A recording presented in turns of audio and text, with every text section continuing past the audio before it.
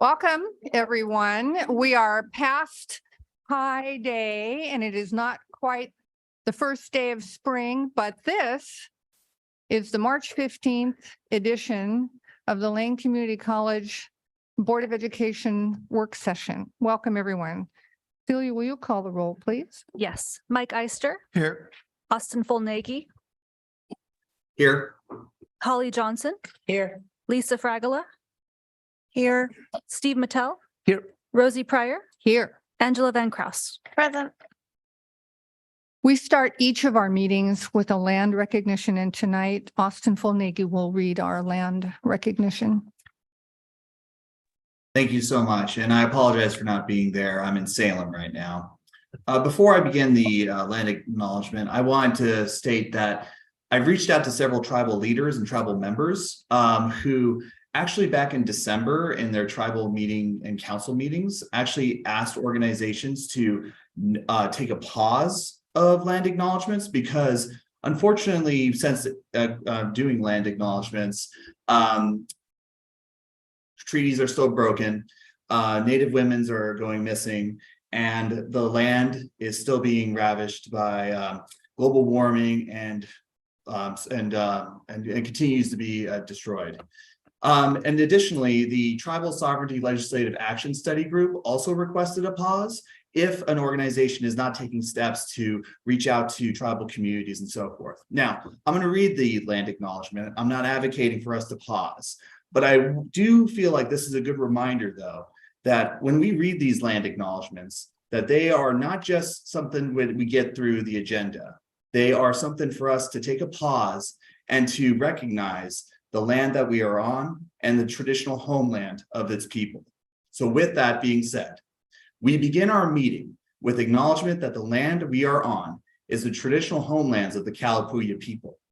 The Kalapuya were stewards of this very land for over 14,000 years before the traditional way of life was forever disrupted and destroyed. We start our meeting with humility and reverence for the original inhabitants, the Kalapuya. As I mentioned at the beginning of this, I'm not advocating that we should stop reading this land acknowledgement, but I think we should have a conversation outside of our board meeting to reach out to our NASA students, our Native community leaders, to ask them in regards to these other tribal councils and the request from the Tribal Sovereignty Legislative Action Study Group. If there is ways that we can, if we should continue these land acknowledgements and so forth. So I think those conversations outside of our board meeting should certainly happen, and I want to advocate for that. Thank you for your time. Thank you, Austin. Is there a motion to adopt the agenda this evening? So moved. That was Second. Steve. That was Austin. Would you call the roll, please? Yes. Mike Eister, Aye. Austin Fulnagi, Aye. Holly Johnson, Aye. Lisa Fragola, Aye. Steve Mattel, Aye. Rosie Pryor, Aye. Angela Van Kraus. The agenda is adopted. The first discussion item this evening is the LCC Fiscal Condition Report. President Bolger? I'd like to introduce a special report this evening on the LCC fiscal condition. You may recall that the purpose of this assessment, fiscal condition assessment, which is one of the president's priorities, and those priorities were adopted by the board last September. The purpose of this particular report is to understand the current status of Lane's fiscal health. We engaged two consultants who are Blue Ribbon consultants. They are highly experienced consultants and well-respected CFOs in several institutions. What we have found is that they're using nationally established ratios in a report that they submitted and which is in board docs, and also they're going to be presenting on that as well. We're going to use the results. We're going to use the results to help us develop strategies for the next several years. And with that, what I'd like to do is turn over the time to Stephen Ward and also to Annette Parker. I'd like to ask them to introduce themselves and then get started with the report this evening. Great. And then why don't you go ahead first? It's a pleasure to be with all of you tonight. I'm Annette Parker, and I have met with some of you already in the task force with whom we've been working for the last couple of months. I have been in higher education for almost 40 years. 23 of that was at Dickinson College, I guess 24 when I went back as interim. Most recently, I've been at Ursinus College as Vice President for Finance and Administration, retiring from there about a year ago. Going back to Dickinson, coming back as interim at Ursinus, and now I'm working at Ursinus on a consulting contract as an advisor to the CFO. So it's a wonderful evening to be with you tonight. I'm on the East Coast, so it's finally getting warmer. We had some north winds in the last few days, so I'm looking forward to spring. I heard others of you saying that. So I'll look forward to being with you tonight. Great, and thanks. And I'm Steve Ward. Like Annette, I am, Annette tried to retire and she's less successful than I am, although I'm working on this project. But I've retired after about 35 years in higher education, covering both private universities, public universities, and community colleges. And I've enjoyed working with the Northwest Commission of Colleges and Higher Education Universities, otherwise known as NWCCU, which is your accreditation body. And one of the things that we were working on a lot over the past 2 years leading up and, even post my retirement was using racial analysis to help judge strengths of our higher education institutions. Nationwide, they're becoming under a lot of strain, and they just want to be able to have mechanisms to evaluate colleges that are independent and outside of the college. And with that in mind, that being said, do I share the screen with my PowerPoint, or how does this going to work? I have my PowerPoint up if that's necessary. I take it I'll share the screen. Let him advance his own slides. Okay. So can you all see just a second here, just got it right there we go. So you see a beautiful campus of Lane. I'm sorry I couldn't be down there. I was really looking forward to it. I like visiting campuses and seeing different campuses. The first slide in here, of course, was the introduction given by both Annette and myself. And so just a kind of an idea on the approach.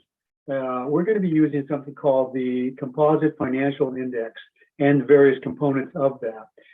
Those of you that have been in business understand there are financial ratios, debt to equity ratios, price earning ratios, et cetera. These are ratios specific to higher education.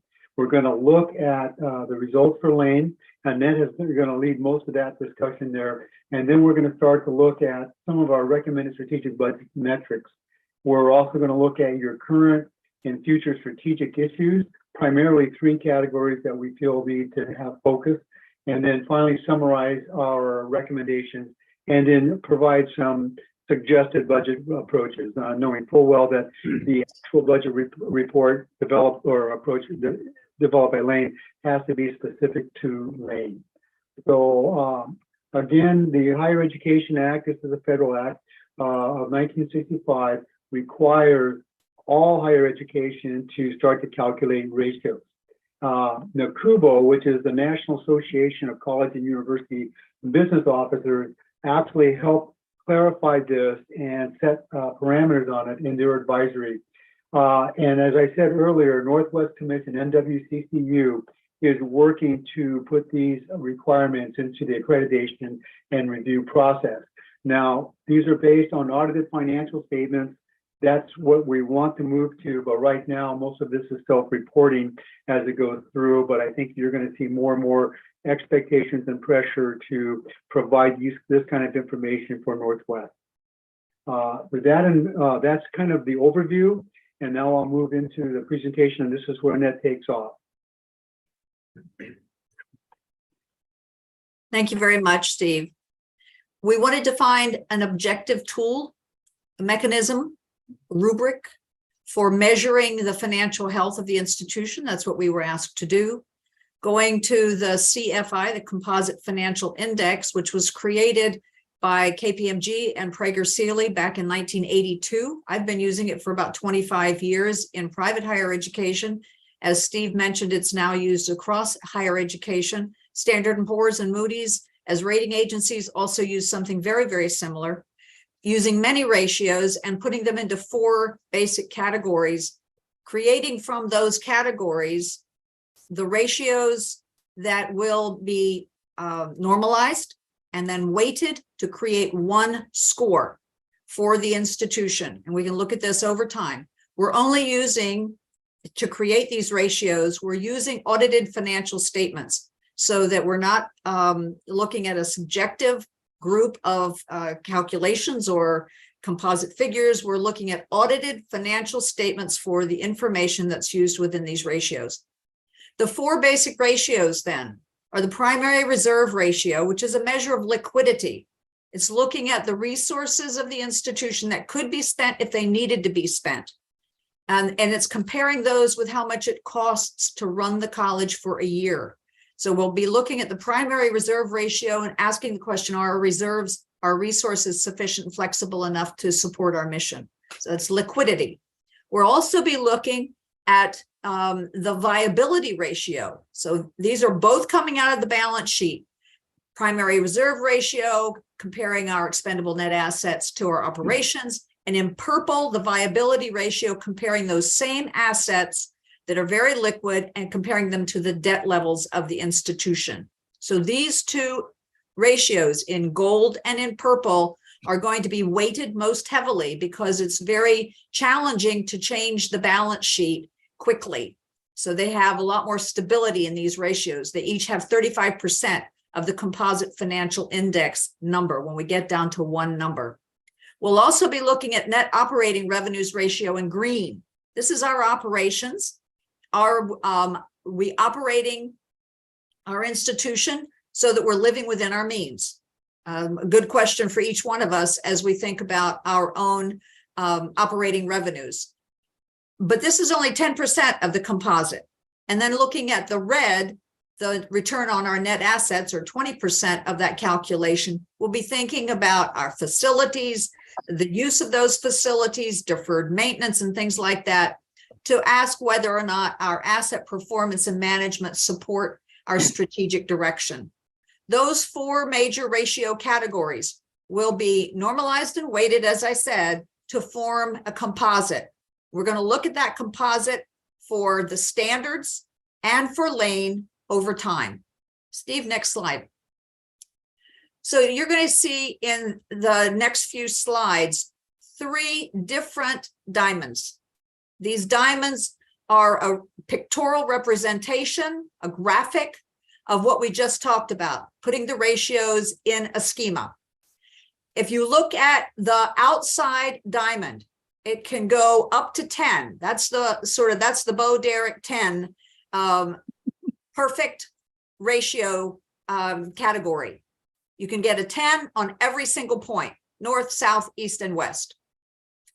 The intersection of the vertical and the horizontal is a -4. So you can get negative numbers on this, this representation of the ratios put into a graphic illustration. So -4 is at the intersection of X and Y. And you'll see that 0 is up the scale, and it's the same scale going in any direction. So we're going to be looking at our composite financial index based on these 4 ratios going from -4 to 10. The red intermediate diamond, so in the middle, you'll see the red diamond. That's going from 3 to 3 to 3 to 3, north, south, east, and west. And that's saying that we should, if we want to say we're healthy, that's measuring financial health.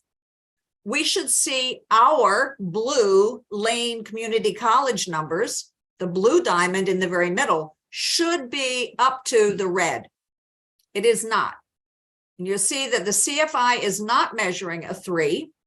Neither are any of the points in this diamond, except for in 2018, we had a very strong performance for that year. A lot of that had to do with an anomaly on a liability that we carried. It was a capital lease that was appropriately registered as a liability on the financial statements, but it's going to go away because the lease was canceled. So by the time we get to 2019, you'll see that now we're totally, Lane in blue is totally within the 3 to 3 to 3 to 3 red diamond, which is financial health. So we're not measuring on a financially healthy ratio composite yet. If you go to 2020, you'll see that we're still in a minus category, minus 3.16. And for 21, we were also in a negative territory at 2.38. By 22, Lane is now in positive category, in a positive area. Blue is getting larger. We still haven't hit the 3 diamond, but it is getting better and it's now in positive territory. Next slide, Steve. So we're going to look at these ratios and the ranges of how healthy we are and how we're getting better over time, even though we had COVID in there. And that's why I wanted to go all the way back to 2018, because the 19, 20, and 21 numbers are anomalous because of COVID. If we look at ranges for the composite financial index, from a -1 to a 1, we would say we're trying to assess our viability to survive. If we were way down there, we have to really think hard about whether we're able to handle operations and how strong is our balance sheet to carry us while we make changes to our operations. 0 to 3, which is actually the current level, says that we better think about re-engineering, maybe changing some of the things that we're doing.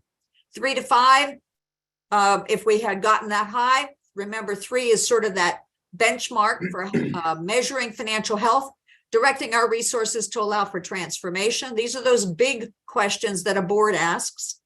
5 to 7, we would be able then to focus resources to compete in the future. And if we had a goal of 7 to 9, which we want to set a 7 as our goal, our target, that's very strong. Remember, over 3 means that there's a certain level of financial health. This would give us opportunities to experiment with new initiatives, and maybe setting a goal or a target in that area in the long run would be beneficial to the institution. We're not Harvard, we're not a 10. If we were, we could deploy our resources to achieve a robust mission, and we wouldn't have to worry about a lot of the other stuff. And I don't know of many institutions that are in that area. In fact, I think when you can get it above 3 to a 4 or a 5 or a 6, you're doing really, really well as an institution of higher education. Next slide, Steve. These are the actual Dr. calculations. Parker, Yes. quick question. Do you two want to take questions along the way, or would you prefer that we wait until you've made your presentation in full? I think many of the answers will come in the presentation. Steve? Yeah, I was going to say, if the answer isn't going to come further on down, we should entertain it. But if it looks like it's further in the report, then we'll just say, could you hold on that? And we'll come back, we'll circle back to that. That might be the fastest way to get. One quick question first, Lisa. Our presentation that we have in our board packet didn't have the red diamonds on it. And so I'm just curious why that is and if we might be able to get it at some point. It should have them in the, unless they didn't come through because of the way the PowerPoint was downloaded. Does anybody else have the? No.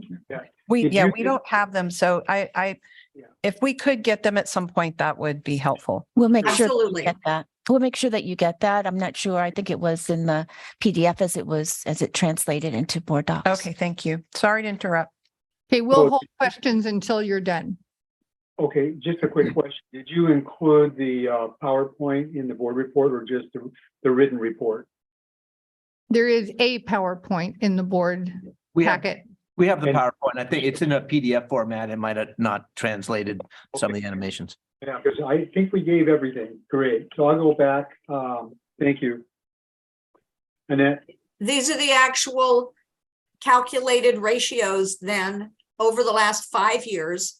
And you'll see that the composite is focusing on a minimum threshold of 3. That's the red diamond as we were just looking at it. You can see a lot of red ink on this. that doesn't relate to the red diamond. In fact, these are negative numbers. And yet by 2022, we're starting to see some on our return on net asset ratio and net operating revenues ratio. And as we mentioned, these swing more quickly because they're coming from the operations of the institution. They're going to be on the income statement, where the primary reserve ratio and the viability ratio take longer to create and take longer to change. They're the focus ratios because they do show health over time. So that'll be the focus of the report. So in basically wrapping up what Annette just said is your operating budget you're about to develop will immediately generate the return on net assets ratio and net operating revenues ratio. Those in turn at the end of the year feed into the balance sheet, which then changes those first two lines. And so that's why it's all kind of one big circle, but you have cyclical annual efforts, and that's your revenues and expenditures as driven by your budget and mission. The result of that change your primary reserve ratio and your viability ratio at the end of the year. So any Spoken questions? like a true accountant. Thank you, Steve. So go to Okay, if we start to put these then on a chart with those big strategic questions, as we said, if you're a -4, exigency is probably appropriate. That's way down in the negative side of the scale. But we're also not a 10, and most institutions are not. So thinking about the diamonds that you've just seen, we started to chart what was happening at Lane onto this rubric. In FY21, it was a -2.38, and you can see that that is considered critically unhealthy. But by 22, and that's also coming right out of COVID, by 22, it's a positive number. We're thinking about things like, should we consider substantive programmatic adjustments or re-engineer the institution? We're starting to see positive change. And yet we know we still need to do further work in order to get closer to the 3, which we consider to be the threshold to financial health, directing the institutional resources to allow transformation. So now we have enough bulk to do the things we really want to do to drive the institution forward, focusing those resources to compete in a future state as you start to get into the 4s and the 5s. And as a long-term target, a goal of 7. Allowing experimentation with new initiatives would be wonderful. It's going to take time to get there. So kind of in summary of what Annette just presented is, we're saying that you should look at an overall goal, long-range goal of 7, but also that's a very difficult road to go. It's going to be a lot of work and effort to set interim goals of 3 and 5 in your TFI. In order to do that, your primary reserve goal, we're saying set an interim goal of 0.4, and which is the minimum threshold, and then an overall goal of 1. Now remember, these numbers on the ratios that support it are then weighted and to get to that 3 that Annette was talking about, and to the 10, etc. So it doesn't necessarily transfer from here right into those diamonds. Also, your viability overall goal of 1.5, set an interim goal of 1.25, and your primary reserve and viability also, as Annette said, have your highest weighting in the formula. And currently you're below the minimum threshold. I would note that Steve and I didn't make this stuff up. That's why we wanted to use the standards across the industry so that we can use those tools and to start to see Lane within the categories of all institutions nationwide. Yeah, I'll just keep moving on. So now what we just finished was the picture based off your audited financial statements that were provided to us. And as we've analyzed it and tried to compare that and normalize it across the country and across standards, okay? Again, audited financial statements are done for public institutions under GASB, General Accounting, Governmental Accounting Standards Board for governmental agencies. And that means that those have to meet a standard from Florida to Washington. And that's the only way you can really start to look at colleges when they're under the same umbrella of standards. So now we're going to move into what we've also seen as we work on this on Lane, as charged by Dr. Bolger, to kind of look at what your picture looks like in the future. So basically, you have three main strategic issues that impacting your finances that you need to keep an eye on. One is your debt service rises about $800,000 a year for the next 5 years, and then declining, okay, quite significantly. You have enrollment that's declining, okay, that translates to a drop in revenues. However, in fiscal year 23, which we haven't finished yet, you have turned that corner. You're projecting a higher number than you did in fiscal year 22. Also, we have an analysis of your student faculty ratio provided based on information provided by your budget office. And the student faculty ratio is very important for two main reasons. Number one, it's your mission. Okay, you know, as much as I love building nice buildings and having great payroll systems and, you know, all that, it really happens. The mission of any college is determined in that classroom. And so that's where your focus needs to be. But also, it's your highest expense of any institution. So being able to balance that mission along with the expense is very important. And we use student faculty ratios to help guide us in that effort. So let's talk about your debt service. Basically, your debt service, as it shows on this chart, this is off your financial statements, off the footnotes in your financial statements. And we've looked at it, and as you can see, you're climbing from just under 25 million to just a little over 28 million for the next 4.5 years. This is going to 26, 27. Then that's the bad news. Okay, your debt service is a heavy burden. As you can tell in your viability ratio, which is an assessment of your debt, that is a drag on your overall ratio. However, post 26, 27, if you don't issue any more debt, your debt service drops tremendously. Okay, over the all the way into the 31, 32 range, where it's pretty much half of what you're paying now. That alone, that by itself will help improve your numbers tremendously. Okay, but a large part of your debt service is based on your pension liability. Oregon system is a little bit different than what we've seen in other places, way different than the private institutions, which Annette might allude to, has dropped from defined benefit plans to defined contribution. That's really not an option for Lane because you're part of the Oregon system. But just to let you know that you have a large part of your debt is due to pension liability, and that's a overall problem for the state. Okay, the key for this is to hold the line the best you can, knowing that the debt is a little bit out of your control, the pension is. But to keep your deferred, the areas that you do have control over is you do have control over your maintenance and your IT infrastructure. So really, when you're looking at endowment in debt that's being issued, usually it's a new building, a new football stadium, which, unless you have Phil Knight living next to you, you have to issue bonds for that. Or you're using it to pay for deferred maintenance to get buildings or facilities back to snuff. So you issue bonds. It's a very expensive way to fund deferred maintenance. And also the other thing that we've seen nationwide is you need to keep your IT infrastructure pretty much with a plan on keeping it relevant over the changes. Fortunately, IT has kind of stabilized a little bit. It's a little longer view. I think 5 years is a fairly decent look now.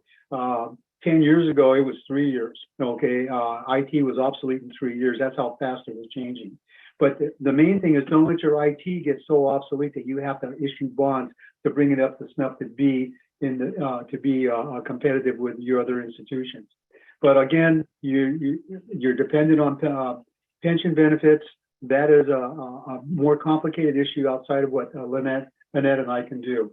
But again, I'm going to close this section by saying just the drop in your bonds outstanding and your debt service, just that alone, if you don't have to issue any more, is really going to have a significant impact on your CFI. So I'll stop on the debt and I'll move on now to enrollment. Nationally, enrollment, community college, pretty much enrollment in higher education is really under a lot of pressure now. And community colleges, since the Great Recession, this has happened from one end of the country to the other. Enrollment has been dropping. What compounds a problem for traditional community colleges is you've never really had to do the type of marketing plan, recruitment and outreach plan, intake plan that the private institutions have had to do for a long time. And in between the private universities and the community colleges or the public universities, they're better at it than the community colleges, but they're not as good as the private institutions. So one thing that we're going to say is that you probably should look. Oregon is blessed with a number of nice, very strong four-year institutions that are private. Perhaps you can consult with them or you hire a consultant to come in and talk about what are applicable practices. Not everything done in the private university model is applicable to community colleges. For example, tuition discounting, that doesn't happen, in the public sector, but it is common practice in the private sector. Also, to keep in mind that your COVID-19 pandemic forced that down even further, And again, this is not just Lane, this is across the country. And then finally, the thing that's coming up across the country as well is the whole concern over student loan debt. So most community college students do not leave with a lot of debt, which is also a marketing possibility for Lane, to get 2 years at a low cost in high quality but low cost education if you are in the transfer mode. Then I'll move on here. Also, when you're looking at it, I have a chart for this to show you a couple of charts on this so you can get a graphic on this. In 2011, at the peak of the Great Recession, Lane reached a record high of over 15,000 FTEs. And basically you drop down now, to an estimated for this year of just under 5,700 FTEs. So that's a 2% increase over the prior year. And so what you're seeing is a flattening and possibly a pickup in that. And however, you have to keep in mind, you have major competition with the University of Oregon, another public institution at a university level in the same town. You do have physical capacity because you wouldn't have been able to produce 15,000 FTEs 10 years ago without that capacity. You also have established faculty ranks and programs. So those are all things that you need, that I think are benefiting Lane. And also the final thing, of course, community colleges by nature are much more nimble and much more responsive than large flagship universities. That's true pretty much everywhere. That's one of the things I like about working in community colleges is that we were able to respond more quickly to outside stimulus or pressures or demands. So overall, this is a graph that shows how you've gone from 15,000 down to just under 5,700 FTEs over the year. But what I want you to kind of focus on is this flattening of the curve that was happening pre-pandemic. So this, from your peak down to about 2015, was a pretty steep drop. This is not unusual in the community college rank. But then this flattening here showed that you were starting to reach some stability, and then COVID hit, which just threw a wrench and everything else. This is reflected, if you look at it individually, the blue line is your transfer line, which is we call it academic transfer in some institutions, but it's for students that are really looking for a baccalaureate or higher degree, and Lane is the first 2 years of that. The orange line you see is your career and technical education line, which is something I think that all community colleges should be looking at now as you're looking at this overall concern about enrollment and people questioning the value of education. So you basically have an academic transfer decline of 40% over this time frame, and you have a CTE decline of 36%, very similar. But what you'll notice is the CTE decline rate is actually smoother than the academic transfer decline rate. That's a pretty steep decline. So that's either an option, an opportunity for you in academic transfer to kind of regain some of that, or maybe you should be looking at CTE for more of a stable enrollment, and that involves looking at new programs, workforce education, etc.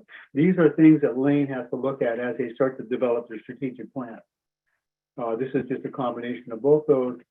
So on the enrollment recommendation that we're saying is your initial recommendation is should be about 8,500. That is about the average you had pre-pandemic, 5 years pre-pandemic. Okay, 10 years or your 10-year enrollment, you can look at 10,000. We're thinking that's an achievable one, but you're going to be, before you set that as your final long-term goal, we're recommending you do an in-depth evaluation of demographics and market studies and programming, et cetera. But also take a look at all of your, marketing and recruitment practices. I said earlier, take a page or two from the private universities. Also, this is a very important piece here, and I'll give you a little side story on this. Test your enrollment and registration processes. Have somebody external come in and try to register as a student in multiple programs. I went through your website, your guided pathways information is excellent. It's already on top of what I think the national trend is going to be. But when I enrolled, just before I retired from my college, I enrolled in a welding class because I wanted to do something different, finance to welding. I guess you can probably understand the leap. But basically, I had trouble enrolling, and I worked at the college. And so as I went through and I noticed these little roadblocks, I let my registration office know about it too, but they weren't aware of it because they only look at it from the other side. So it's important to kind of get a look at that to make sure that's smooth before you go out and spend a lot of money for marketing and recruitment. If they come in, they try to register and there are roadblocks in that process. So that's one of the first things you should do, make sure that that pipeline is free, okay, that it flows nicely, and then really make sure that you're getting your recruitment and outreach going. Also, you're going to have to look at all your programs, but make sure when you look at them, you don't look at them at just the enrollment, because this is a danger, because a lot of them have what we call externalities, which is the feeder effects. And I use nursing as one of my favorite. Almost all colleges have a nursing program, but it's limited. It's usually a waiting list to get into your nursing program. But in order to get in that, for every, say, 50 students that you have entering into your nursing program, you probably have 300 trying to get in. So that means that they're taking other classes, anatomy, chemistry, health, etc. They're taking biology classes, etc. So also look at see what the feeder effect of those specific programs are. So the next thing we're going to talk about is enrollment and student faculty ratio. So when we talk about student faculty ratio, really community colleges aren't supposed to have a 50-to-1 community or even a 30-to-1 student faculty ratio, because a lot of ours is our students need to have access to our faculty. I myself am a first generation college student, and my first stop was a community college. And if I didn't have the access to not only staff in registration, financial, et cetera, but felt comfortable approaching my faculty person, I don't know if I would have been successful. And I think that is the beauty of community colleges, and we need to keep that in mind. So when you look at this chart, so the blue bars represent your enrollment levels, and you notice that they're going down. So really, if you are balancing your budget every year, you're basically, your black line, which is your student faculty ratio, is fairly level, because no matter how low or high your enrollment comes up, you're maintaining a student faculty ratio.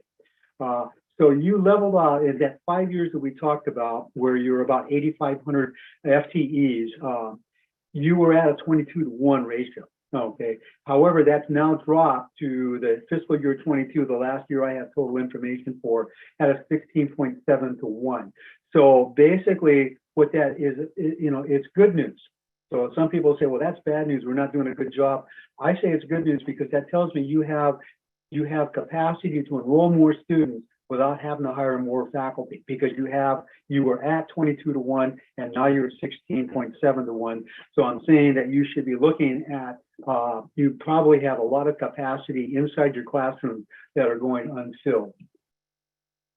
So again, you had a student high ratio of 28.3-to-1 in fiscal year 10. That's pretty much what happened nationwide. And then it started to drop, okay? And as I said earlier, we're looking at the most normal period of time over the last 15 years. I don't know what normal is anymore, but at the most normal period of time, pre-pandemic would be the 5 years before the pandemic hit the campuses. Trying to throw the pandemic numbers in right now, that's an anomaly. And I think that you probably best to look at your abilities pre-pandemic and try to get back to the pre-pandemic level. Okay. And your 5 year pre-pandemic ratio was 22.5 to 1. And basically what we're saying is, why don't you maintain that at a 22 to 1 ratio for planning and budgeting purposes? Was there a question? I know I'm going pretty fast. I All think we're good. Keep going. Okay. So a summary of the recommendation so far is that, again, the strategic goal of a CFI of 7, okay, with a PRR focus and a viability focus of 1.0 and 1.5, which will take you to that level where you are free to really craft Lane into the vision that you might have. Set an interim target of 8,500 FTEs and do a more in-depth study for the permanent level, but I think that 10,000 is not unreasonable. And also restore your student faculty ratio to 22 to 1. It's below your historic average, and it was recently attained, so we think those are realistic. So now let's talk about approaches. Okay, so we've said here are some of the goals that you should have, and what are some of the approaches? Well, the first approach everybody has when they have budget issues is what I call a reactive or a reduction approach to budget. They lower their expenses, they lock in the current student levels. However, when you look at higher ed institutions, compensation is usually the highest cost and in higher ed institutions. So if you start to lower your expenses, you have to lower your faculty ratios, okay, or your faculty levels, okay? And then once you start lowering courses, taking courses out and removing faculty, you start shrinking down and you have less to offer students, which becomes less attractive. Students like a wide range of choices when they're looking at things. Also, it creates an even larger overcapacity, underutilized campus. And my final thing is usually people that start doing that are what we call going into a death spiral. And so they're self-fulfilling. They're saying, we got to cut, we got to cut, we got to cut. I think Lane is in a position now to take this approach, which is proactive, set the course you want to be. In this case here, the recommendation is 8,500 FTEs for the interim goal, and start to increase your enrollment and your revenues. Make sure that you start to adjust your faculty and your staff. I only did the faculty ratios. That's what I had the information for, and that's closest to mission, but you should also start looking at all your staff as well. Administration, student services, et cetera, facilities. Fully try to get to a point where you're fully utilizing your campus facilities, okay? And also start to look at new or alternative programs. You might have a few things, particularly I think in career and technical education. You might want to take a look around with your employers. You might want to look at different areas that you think that you might be able to go into. And the other thing I'm going to say is not only were you able to turn around your enrollment in fiscal year 23 and start to move up, but also in analysis of your fiscal 22 statement, you had a reduction. You had a less than budget in your revenues, but you also adapted by reducing your expenses. That's important. By being an institution that can adapt and goes ahead and spends a budget expenditures, even though they didn't get the budget of revenues, that's an institution that's going to have trouble in the long run. Lane happened to do in fiscal year 22, be able to adjust for that. And that was refreshing to see and reassuring as well. So I think that you have the opportunity to move forward with some effort here. So when we talk about this, we also say that if you need to hold the line on your current level of expenses. You don't want to increase that any more than you have. You want to maybe shift resources around. You want to avoid long-term debt, additional long-term debt. Your current long-term debt you're locked into, you need to pay that off. But in order to do that, you need to really evaluate your pension liability, which is out of your control, but keep an eye on it. But your deferred maintenance and your IT program, you should have an IT strategic plan that is built into your operating budget that allows you to avoid having to issue debt to make up for any shortfalls in either facilities or IT. So when we talk about increasing these, basically what I did is I got information from the budget office, and I like to do these kind of what ifs. Okay, so in this particular what if, I said, what if you increased your additional FTE over fiscal year 22 by 500? Well, that would generate an estimated additional tuition of $2 million. And the way I got that was basically with the budget office using their sheets, we took the average FTEs that you generated by the average tuition that you collected, because it ranges. Some of your classes are waivered. Okay, some of your classes have differential tuition, etc. So we have to take an average, and these are all kind of just big picture looks at things. The other thing to look at, as I talked to you earlier, is get your average faculty compensation full-time. So there's part-time and full-time faculty. Your full-time faculty are most expensive. So when I say the 136, that also includes all the benefits. Compensation is salary plus benefit. So I took this and I started to feed it into here. So if you went up 500 FTEs, you would generate an additional $2 million in tuition. You would still be below the recommended student faculty ratio of 22. You'd be at 18.2. So you had no additional full-time equivalent faculty needed. So no additional cost. So your net would be $2 million. Okay, now this is just tuition. And I realize that you have different funding sources, and I'll get to that in a second, that are attached to that can be enrollment driven. Also, if I went to 1,000, same thing, I'm still below that FTE ratio of 22 to 1, 1,500 at the current level of faculty that in fiscal year 22, I'm still at that level. Okay, so I generate an additional $6 million. However, at 2,000, that kicks me over to about a 22.69 or 22.7 student faculty ratio, which means I'd have to hire 10 more faculty equivalents, 10 and a half. Using a the full-time compensation package, that's the maximum cost.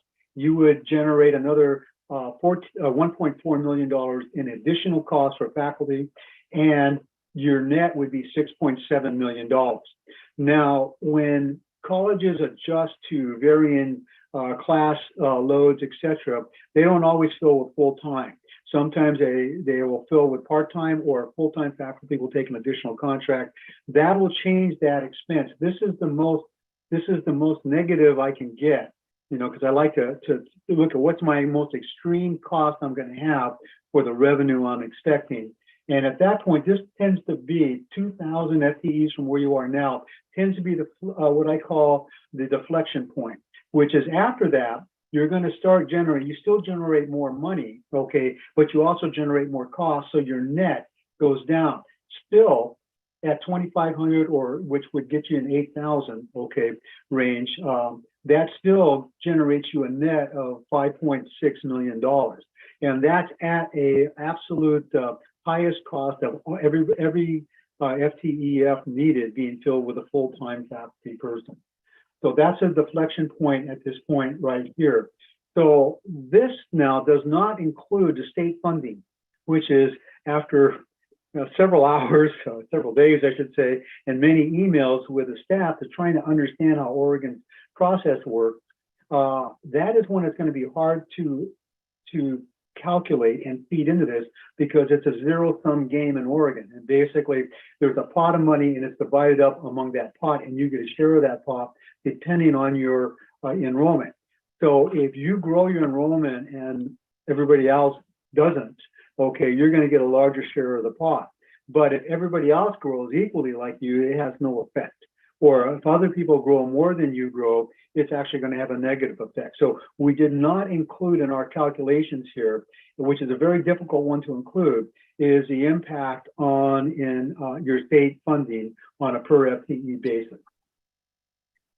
And then the last slide I'm going to talk about here is, again, I think it bears repeating that an institution that can adjust its operating budget mid-year to account for a loss of operating revenues is an institution that's well prepared to handle challenges in the future.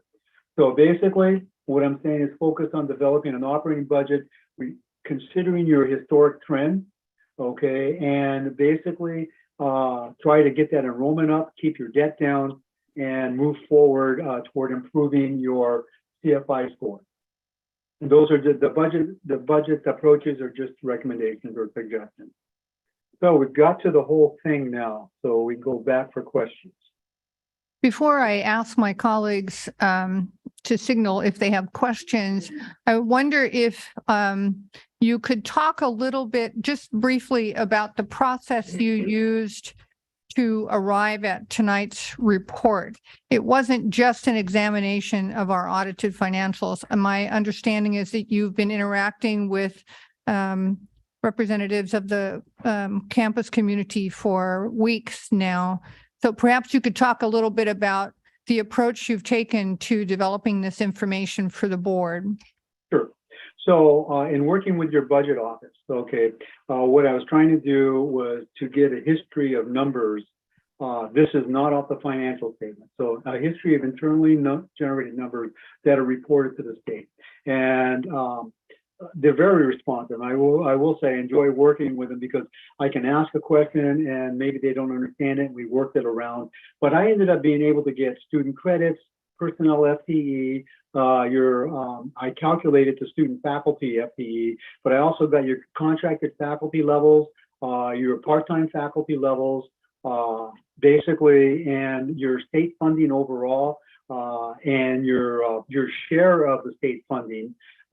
Tuition revenue, salaries and wages, etc. It just worked through a lot of that stuff to get there because these were things that were important. So when you're looking at giving advice to an institution, you have to focus on the big movers. So, okay, the institution will deal with the smaller stuff. So your biggest issues are going to be FTEs, which also generate tuition dollars. Okay, your biggest costs are going to be faculty. Period. That's the way it is on all institutions. And if it's not, there's a problem. Okay, but basically, that's when I got the information out of there, and I was able to chart that and be able to program some of these trends. I think it's an excellent question. I tackled the financial statements, and Steve was boots on the ground. So what has been in the past, and that's why we started with the CFI to see where the institution existed financially at this point in time. And then Steve started to work on campus to think about the future and how that might be improved. And you worked initially with a task force. May I, Chair Pryor, if I could talk about the task force a minute, it was very much a key part of this process. And so we assembled a task force, which is comprised of stakeholders of the institution, and they met twice. They met once to be introduced to Steve and to Annette, and to where Steve and Annette talked about the project itself. They asked questions, and those questions were responded to by Steve and Annette as well. And if we haven't given those responses to the board, we will certainly give those responses to you. They met a second time, which was last week, I believe, with the task force. They also met with the cabinet, and they met with me. Thank you. I just think it was helpful for anybody who may be viewing to know Sure. what the process has been leading up to this point. So board members, I have Angela and then Lisa. Thank you. And thank you for presenting to us this evening, Annette and Steve. I'm curious, it sounds like your recommendations include targeting specific numbers within the CFI index. I might have just said index twice.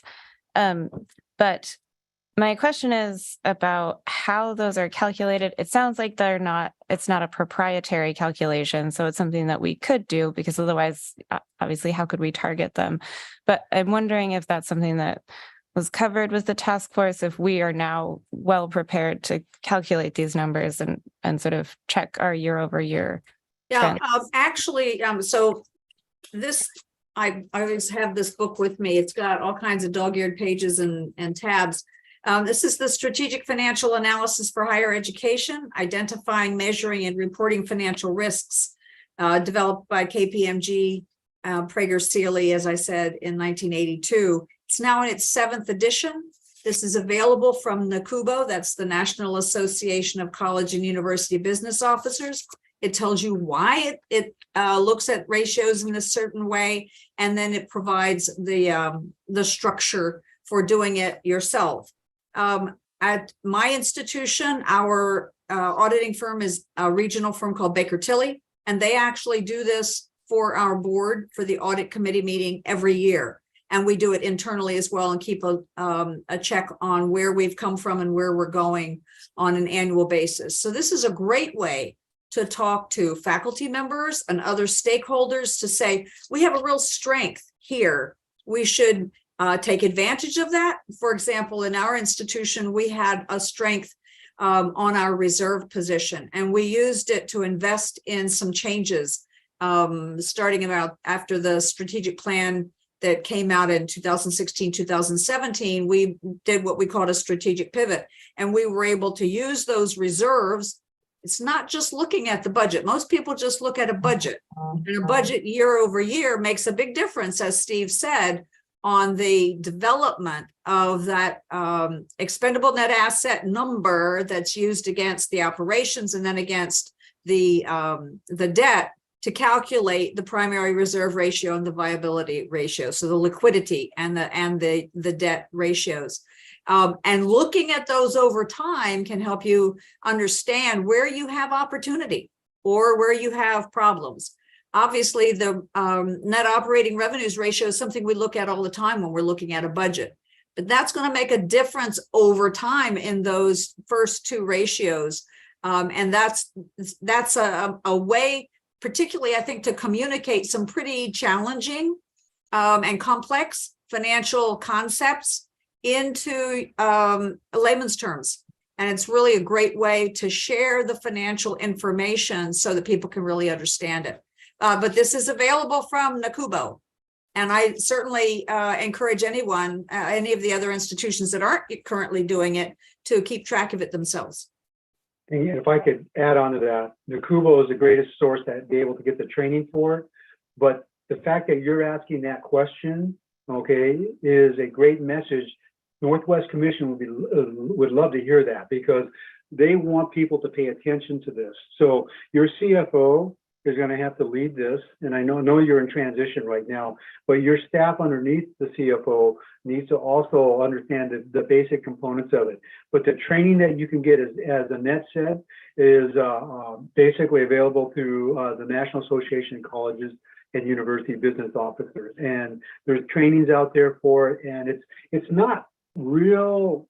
It takes a little while to grab your mind around, but it's not like writing a thesis. So, okay, I don't think it's going to be that difficult.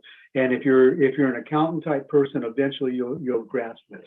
But ratios are something that's understood in almost every organization that's out there, especially in the for-profit sector. Lisa? Thank you. Thank you for the presentation. One of the strategies or approaches that you mentioned was to fully utilize campus facilities. And I was wondering if you could elaborate on that. I mean, the increases in enrollment that you articulated, like that seems like pretty approachable. I wasn't sure if you just meant like the enrollment's down, so we're not fully utilizing the space. So I was wondering if you could talk about that a little bit more. Actually, that's exactly right. So what I would expect to see, because your student faculty ratio has dropped tremendously, and you had 15,000 students, 10 years ago, that your room utilization, this is another metric, not part of what the work we're supposed to do, but room utilization is to look at a room and make sure that it's close to an expected capacity fill.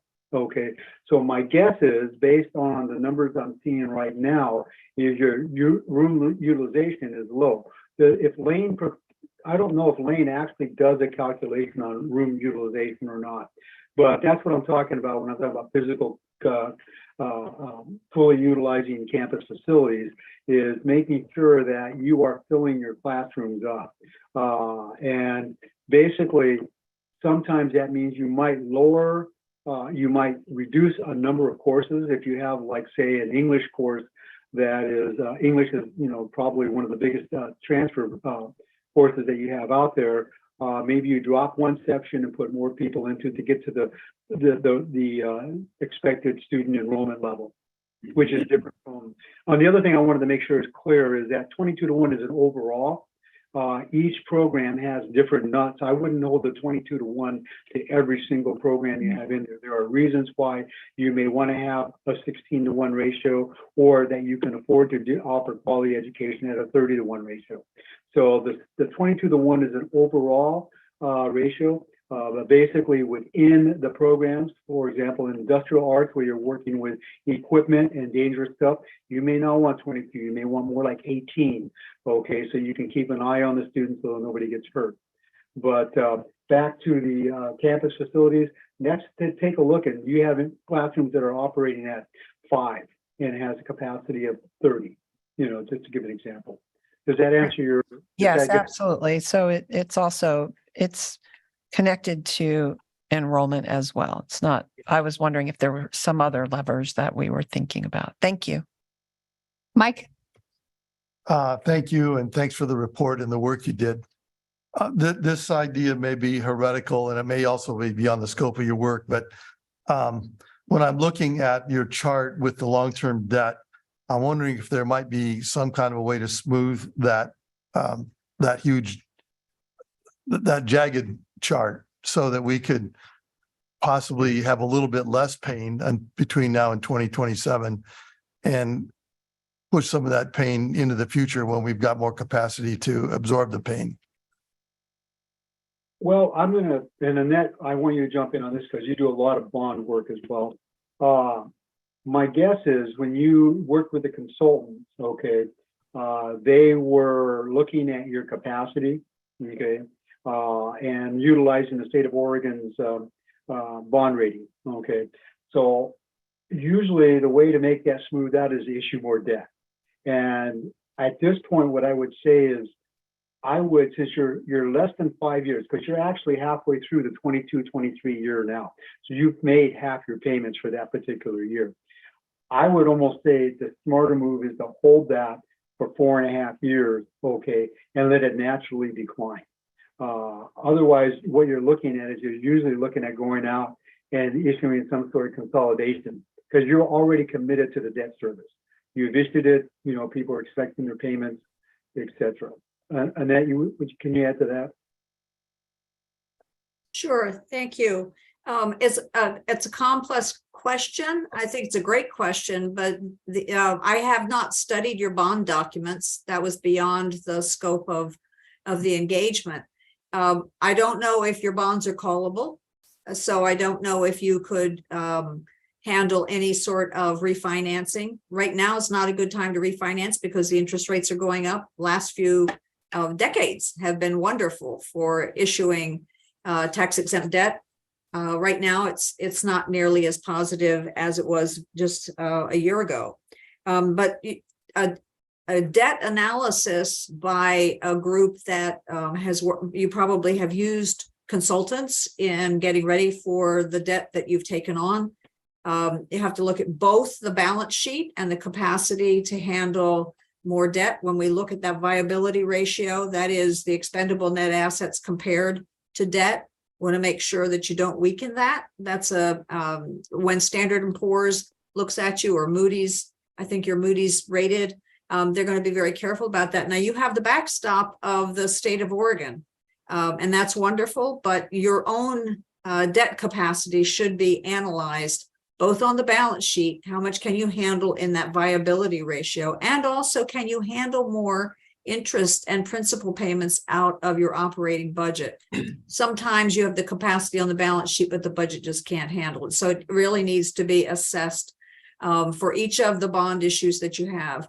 The complicator for you, as Steve mentioned, is the defined benefit plan and the way that that affects your ongoing obligations, your liabilities for those pension payments. that has actually been the reason that you took on additional debt this past year to take a contingent liability and actually fund it by borrowing the money. And you really are going to need to watch it, because what you're seeing here would not take into consideration if your pension liabilities grew to the point that you had to borrow more money for them. So you've got these two sources of obligation. One is for your facilities and your IT, as Steve mentioned, but you also have those pension liabilities. And I don't know what that looks like in terms of the number of people who might be going out on retirement in the future. I know there have been some changes made to your plan over time, that people who've been working with the institution for a long period of time have certain contractual commitments to them, and then they're different for newer employees. So that's a very complex piece that might affect what you need to borrow just to deal with those obligations on the pension program. Steve, any other comments on that? I like your point, though, that the interest rates are up and they're not going to go down for a while. So basically, I don't see a way to smooth this easily. Okay. I think that you've committed that course. So what you need to do is to not increase that trajectory any higher. Thanks. Steve? I was on one of the members of the task force, so I just wanted to share some things with the rest of the board that came up at the meeting that Stephanie mentioned last week. So, and I don't know if these issues have been fully resolved, but at least so that the rest of the board members are aware of them. One is that one thing that came up is that I think it was $60 million that we took out as a bond to help us finance our PERS obligations is not factored into this graph that we see right now. I believe that's where that came down, that money was taken out after the in FY23, or hit our books in FY23, and your work concludes in at the conclusion of FY22. I thought that I have in here the Series 22 bond, pension, and interest, and if that was, I believe that was the issue. That was one of the reasons the audit was held up a little bit. Was there a bond issued subsequent to June? Financial statements. Yeah, the financial statements. You have the June 30, 22 pension principal and interest payments in here. Was there something that happened after? Oh, no, June just making 30? sure. So, okay, so I think that's the assurance I needed, right? Because that happened basically on the last day of the year. And Yeah. I think I just wanted to make sure that is factored into this analysis, because that's a huge additional debt that we have to be responsible for. And It is. on the Yeah. very last day of the period of time that your analysis occurs. That's why that's one of the reasons I think things were held up a little bit, but it was huge. It actually helped improve you a little bit because it took a contingent liability that you would have to be covering with your fund balance and then moved it to an actual liability, which gave you a little bit of relief. And that's part of the reason I think that you went a little bit more positive. Positive. Okay. That and the fact that you had a surplus in the last fiscal year. But yeah, that's in here. I have it in there. There was a couple of questions on that. One that came up about Titan Court quite a bit. That's in here as well. So this is all inclusive as of June 30th, 2022. And I don't believe you've issued anything subsequent to that.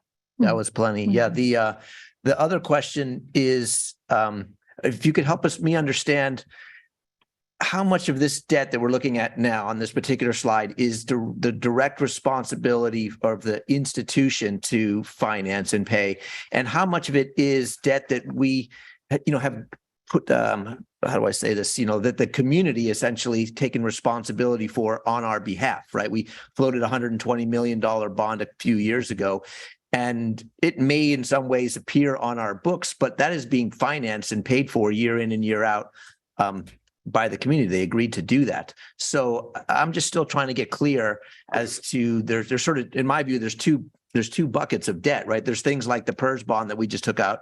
We didn't ask the community for help with that. We're on the hook for that directly. And then there are other things like the bonds that we float with the community. Well, anything that shows up on your financial statement is your obligation. So what we've included in this is based off your audited financial statement, what was, the Lane College is responsible for. Annette? Yeah, you may be receiving some revenue from someone that that would be over on the income statement. But that debt's yours. And if somebody else defaults, it's up to the college to pay for it. And that's why we worked from audited financial statements. So do you, And I must say, your financial statements are incredibly complex. well, I don't know. We're what we talented should- that yeah, way. I don't even know how to take that, but I guess what I'm trying to get clear, all right, fine. So the debt is on our books. We're ultimately responsible. If the community, for whatever reason, stopped paying, we would be on the hook. Does your analysis take into does your analysis take into account the fact that we are getting more revenue essentially from the community to pay that debt over time, that it doesn't come from our, from the tuition and from other sort of resources that we're using to fund things internal to the institution? Yeah, if they're paying you a stream of income, your income, their expense, yes, it's in there. It's in the Okay. ratios as part of operations. And those operations, positive or negative, at the end of the year will increase or decrease those balance sheet categories. So it's all in the soup. Thank you. This is more of a comment, but just generally speaking, I am all for conducting this, on an annual basis, just putting that out there to my colleagues on the board, whether we do it internally because we have the capacity, or whether we hire it out is sort of less important to me. The most important thing is that the board have a look at this on an annual basis. Let me ask if board members who haven't yet been heard would like to be. Austin, any comments or questions?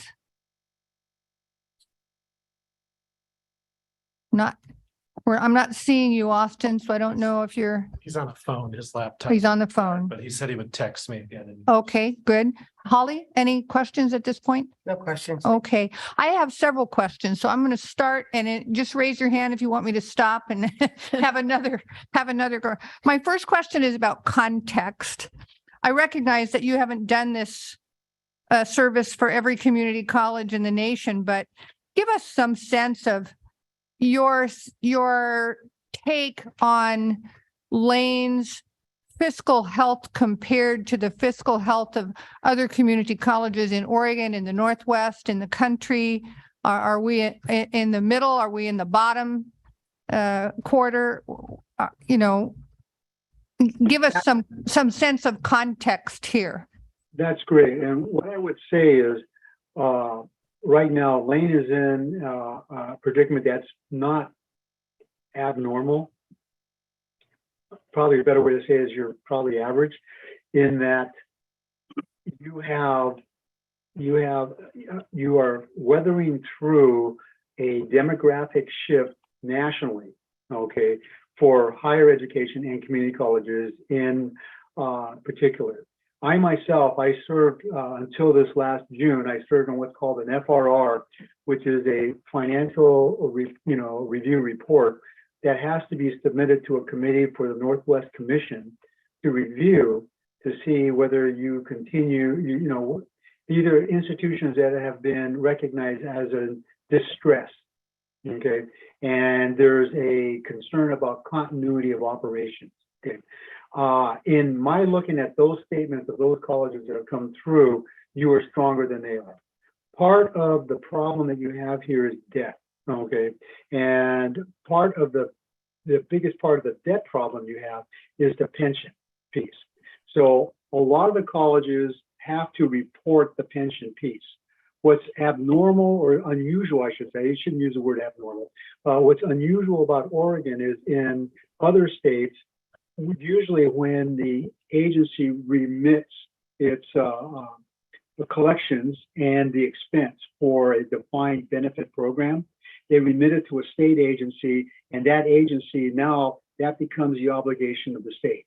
I know in Washington, because I confirmed this last year when I was doing other work for some other institutions, that when the state of Washington, when they have a similar defined pension problem, unfunded pension problem.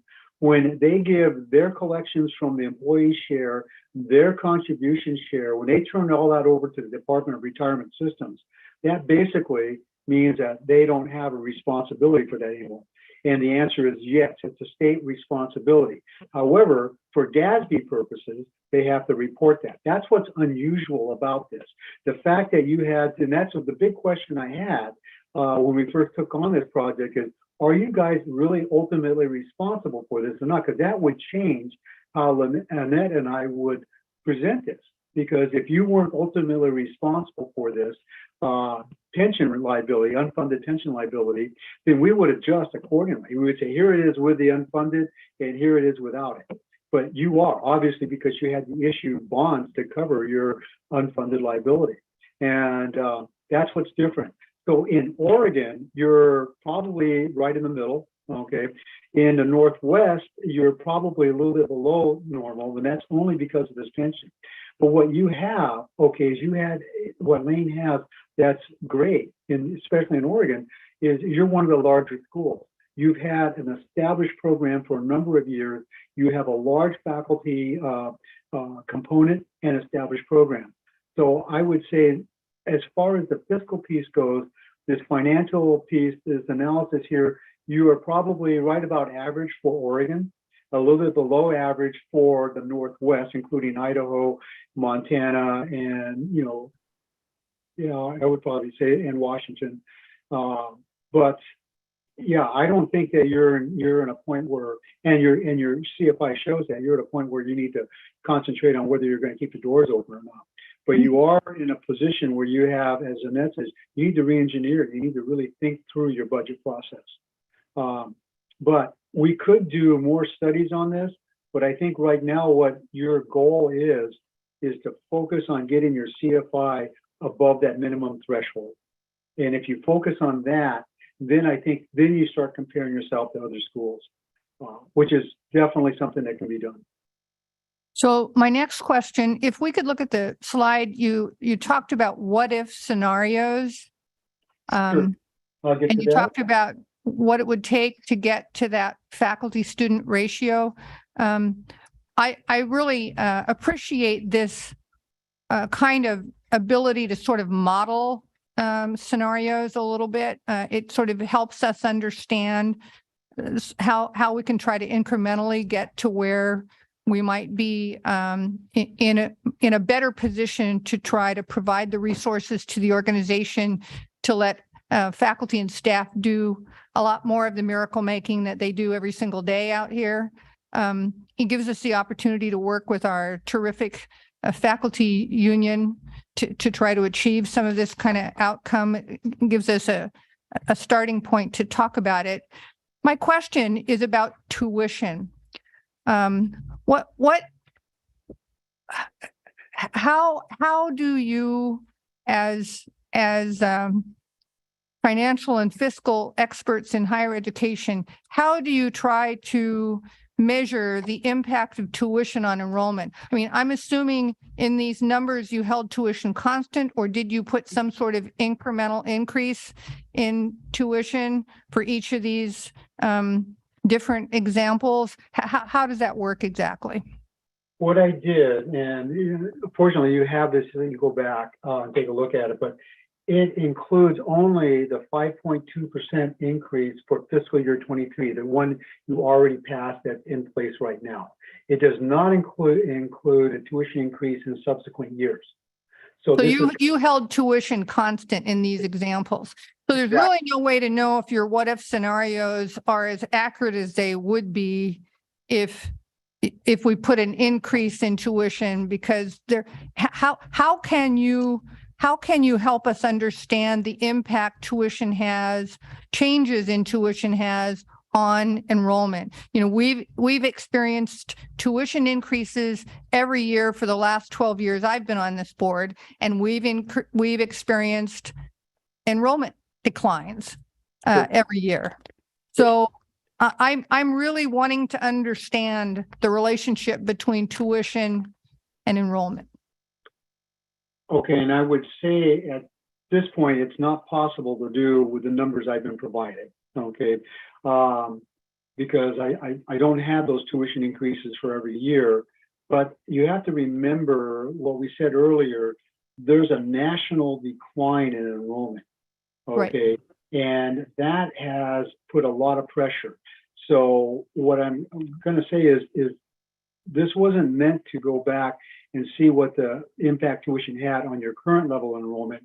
It was assuming an increase that was put in place flat, so I can get a very conservative estimate. So I have the highest expense and the lowest revenue possible on that. So if Lane, and I believe the board has to approve, I believe, any increase in tuition. Am I mistaken on that?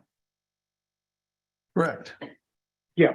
So you have, so this is in the board's hands right now to take a look at this as we talk about, as you look at the enrollment picture. And maybe you don't do an enrollment increase, maybe you do an enrollment increase, but you figure it out. But I couldn't predict, I couldn't give you a correlation between the enrollment increases over the past, decade and your enrollment level. I don't have that kind of information available to me. But I will say that a 5% tuition increase isn't much above what's norm. What I would look at more than anything else is how your tuition compares with universities, with other both public and private, and with other states' community colleges. I know Oregon's tuition, I believe, is lower than Washington's, because I know, because I was an assistant coach trying to recruit athletes out of Oregon, and it was hard when I had a differential tuition. Okay, so basically, I think that you have to take another look at it, but that's beyond the scope of what we were looking at. Right. But the rate of tuition is in your hands. This model can be adjusted. Okay, for you can adjust the boxes. Okay, for tuition, and see what that does on the net. But it's not going to tell you what it's going to do for enrollment, because there are too many other factors. Your competitors, your enrollment management process, which is all encompassing.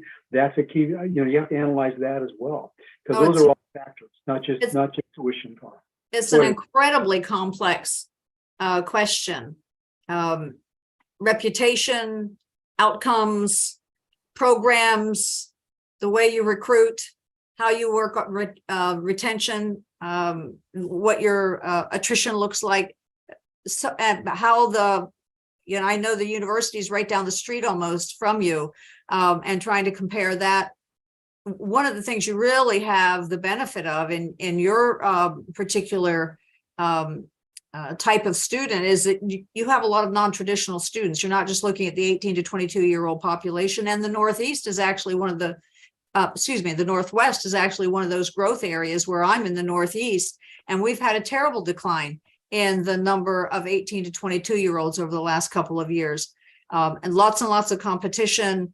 And the extensive modeling that we do to try to figure out how much financial aid, it's in a private institution, how much financial aid we need to give to get that student to come to our campus is a very complex modeling exercise. There are people who claim to be experts at it, and you can work with those consultants, but it's a very, very difficult and complex thing because there's so many options. That's the beauty of higher education in the United States. There's so many options that people have, but I certainly wouldn't be the one to tackle what the impact of a few dollars or a few less dollars of tuition increase is going to be on the absolute outcomes of the number of students. It's a tough thing to try to model. Well, I was looking for an answer. We've been debating it for 12 years. Lisa? Where we are, you'd be continuing for another 12 years to try to find an answer. Yeah. I had a quick follow-up to your question. Sure. Okay. Yeah. So I heard you say that that non-traditional, that we're lucky in the Northwest because non-traditional students are a growth area.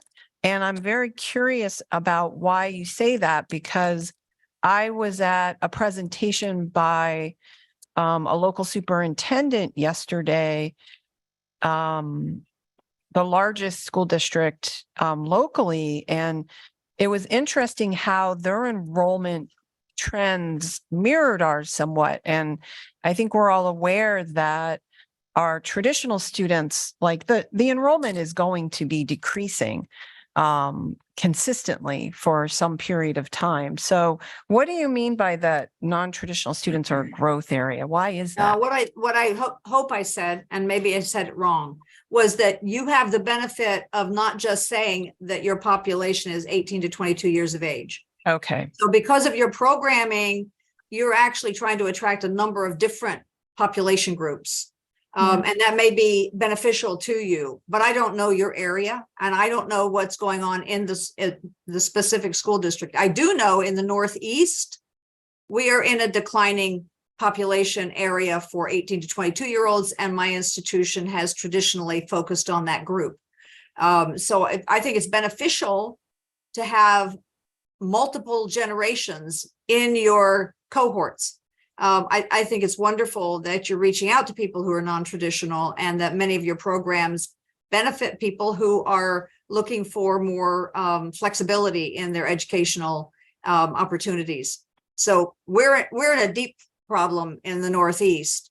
There are growth areas. I thought the Northwest was one of those growth areas for populations that are looking at colleges, but everybody is seeing that fewer people, not just 18 to 22-year-olds, not just males, not just females, all kinds of other groups are questioning the value of higher education. And it is a real challenge for all of us in this industry to think about how we're going to do things differently. If it's a shrinking pie, how do we get a bigger slice of it? We're already pushing the outside of in fact, we may have flipped over the time we budgeted. I don't want to keep the two of you too much longer. What are you seeing? Yep. But I have one last question. So if you want to give a short answer, I'll understand completely. One of the strategies you talked about was to minimize our investments in facilities maintenance, if I understood what you were saying correctly. One of the things that made me nervous as a board member was our growing deferred maintenance balance. And it's one of the reasons we took out we proposed our 2020 bond that we were successful with so that we could address that in part. Did I understand you correctly that you were suggesting we hold the line on facilities maintenance? No. Okay, thank you. Quick, I'm a facilities guy myself. Okay. Most vice presidents of finance and most presidents, and for that matter, love capital projects. Okay. No, what I'm saying is that if you allow your deferred maintenance to build up again, okay, then and you take care of it with a long-term debt, that's an expensive way to fund deferred maintenance. I see. So basically build your budget to make sure you take care of what you have. Okay, thanks. I think that's what we're talking about doing. Okay.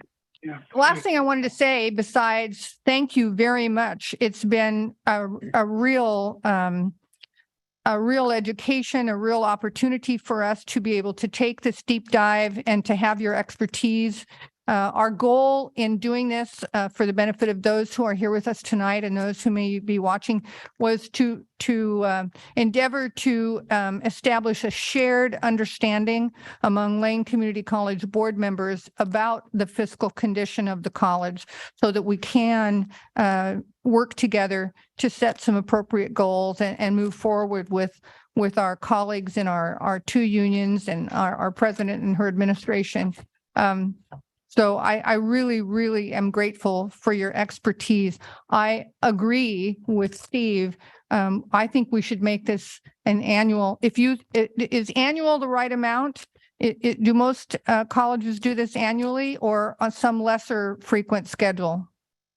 So what I would say right now is Northwest Commission would be very happy if they knew Lane was looking at their CFI components annually. So Now, that's the last thing I want to say. I hope we get some bonus points from our creditors for our investment in this deep dive. Thank you both for being with us tonight, and I hope you can enjoy the rest of the evening with your families. Thank you so much. Thank Good night. you. Thank you, Dr. Bulger, for recommending this Thank way you. forward. Thank you very, very much. Thanks, Steve. Thanks, Annette. We're going to move forward on our agenda. We have 3 degree programs or certificate programs to take a quick look at tonight. And I just would like to say to our presenters that we've budgeted 5 minutes for each of you And 5 minutes per question. and 5 minutes for questions. Thank you. I want, of course, Dr. Tinkham is at the podium and she's going to introduce the faculty who are representing these programs. Absolutely. So the new degree program to consider tonight is an Associate of Applied Science in Energy Management and Building Controls Technology. This degree represents a reformulation of an existing energy management programming degree, and it will better meet student and industry needs. It is fully offered online, and it's intended to appeal to new populations of students and also mid-career students. And I'd like to invite Roger Ebbage, faculty of the Energy Management Program, to come up and tell us a little bit about the program. Thank you very much. Nice to meet you, Dr. Bulger. Nice to meet you, Dr. Tinkham. I haven't had the opportunity, and I hope we can set aside some time so I can tell you a little bit more about the Energy Management Program in a longer period than 5 minutes. So this is a reformulation, as Dr. Tinkham mentioned. This is a reformulation of an existing program that has been around since 1992. I've been the lead faculty of the program since then, and we have maintained our AAS degree in a solid state for that length of time. We are reformulating to adjust to a new entity in our industry, and that is building automation systems. We have been very successful in being flexible with the industry, but we've done that by having our foundation program, the AAS degree in commercial building energy efficiency. And to stay flexible with the industry, we've done options to that program. So essentially, we've had 2 programs, the AAS, our foundation program, and then a program with options. So we've been doing this option program, commercial building energy efficiency with controls, for the last 5 years. It's been online for that time. We were 2 years in front of the COVID online mess. So we were fortunate there. But we've seen that this is a long-lasting environment. And so our effort is to take it out of the option environment and make it our foundation degree. When we had 2 degrees, the energy management degree and then the energy management with an option, we also had a certificate. It just became very confusing for students. And I've been guiding students to the AAS energy management with building controls, because that's really where our employment is going.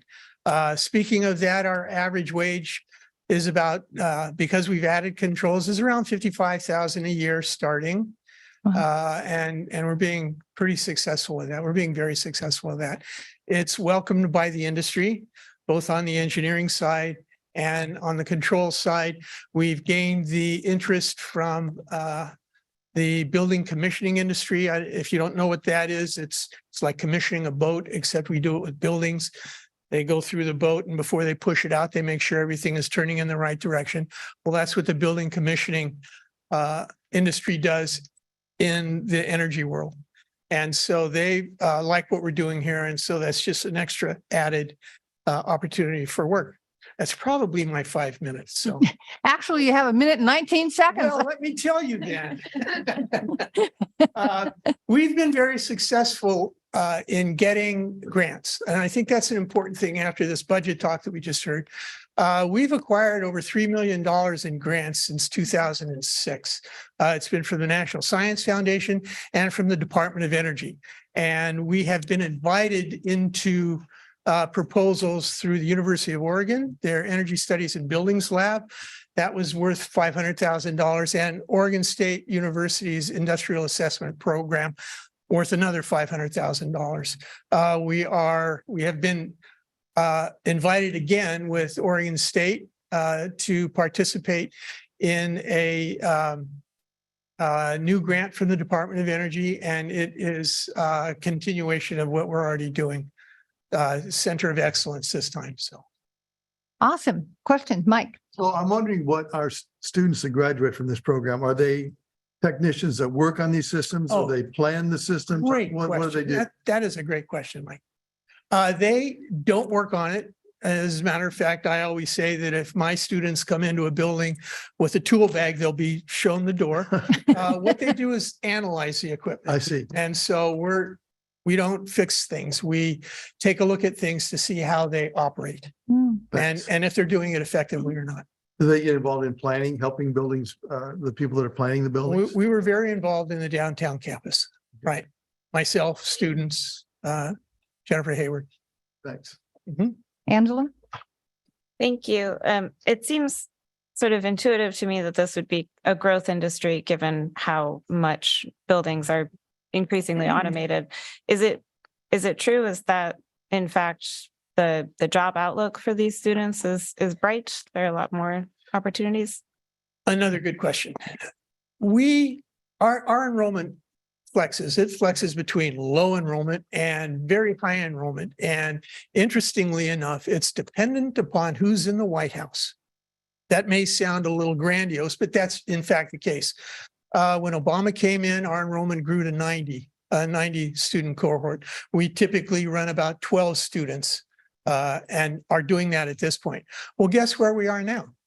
We're at a situation where we are going to see a lot of money coming into our industry through the infrastructure bill. I'm working with the state of Oregon's Department of Energy, and we are going to be proposing for a $2 million grant that will go to others, not just Lane and my program, but I expect that we'll get a substantial amount of money out of that because we're trying to build the energy auditing workforce. And there's $40 million targeted for just that. Wow. And we just happen to be in a state that's very aggressive when it comes to that. The outlook is fabulous. It's huge. We also have climate change to thank for that. And how do you thank climate change, right? Come on, Roger. Lisa? I thought I read that we're the only program in Oregon, and I'm just curious, do we draw from other parts of the Northwest in enrollment, since it's all online as well? We draw from further than the Northwest. We draw from Portland area, but I have a student in Colorado. I've had a student in Illinois, in Wisconsin, and we're not only the only program like this in Oregon, we're the only program like this in the Northwest. We have an articulation agreement with South Seattle. They did a Bachelor of Applied Science degree, and it was perfect for us. So my students, if they want a four-year degree, will go up there. There really isn't anything on the West Coast. One of the things that we have done with this building controls, energy management and building controls program is to create an apprenticeship, state of Oregon, BOLI registered apprenticeship program, and we will be applying to do that because we're online. We'll be applying to do that in the state of Washington and California. California will be a little tough. Washington will be a snap. Great, thank So- you. Holly? That was actually my question. I was going to ask if there was any opportunities for the students to be matched with any industry, any programs in their industry, since it's online. How do they get any hands-on training, or do they? So when we went online, it's a traditional career technical program. We created something called the Fieldwork Mentor. And again, I've been here since 1992, and I have a pretty decent network. So if somebody comes into the program from Portland, and there's some field work to do, and maybe 50% of our classes include field work, then my students will be paired with a field work mentor who we have vetted. We don't want them going out with creeps. So we have them work directly with a practitioner, and the practitioner has some objectives, and they report back to us that the student has satisfied that objective. It's really a great plan. And it's one of the plans that was granted $600,000 from the National Science Foundation. They thought it was pretty cool too. Great question.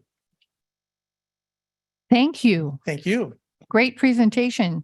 The board is not being asked to approve these programs tonight. We don't make decisions in work sessions. The board will revisit the programs at our April 1st, or our first meeting in April.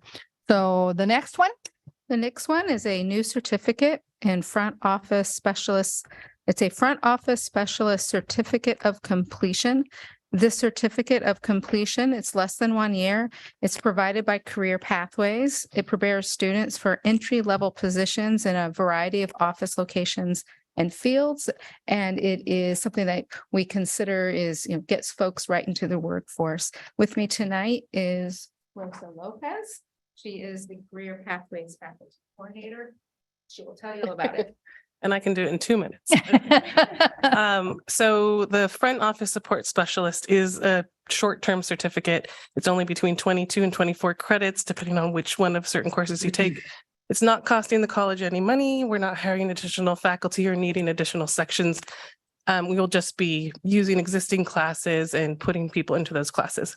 It's part of a 5-year grant we got from Vocational Rehabilitation. It's the Inclusive Career Advancement Program, which we are supposed to create certificates specifically to support our VR clients in Lane County. So this actually came from working with our VRCs, our vocational rehabilitation counselors in Lane County, and talking about the kinds of jobs and the kinds of certificates that they are looking for to place some of their clients.